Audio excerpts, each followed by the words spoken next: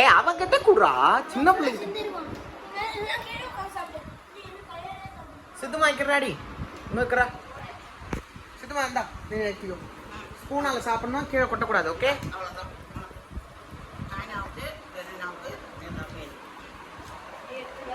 Eggless தானே போட்டாங்க.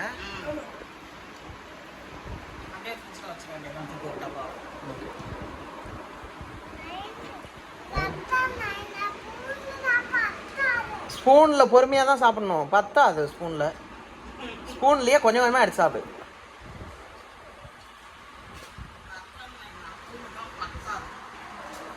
பெரிய ஸ்பூன் எடுத்து வந்து கூடாண்டா அவனுக்கு. வீட்டில் இருக்க ஸ்பூனு பெரிய ஸ்பூன் கொடுங்க அவன்கிட்ட. ஃபார்மாலிட்டி அது.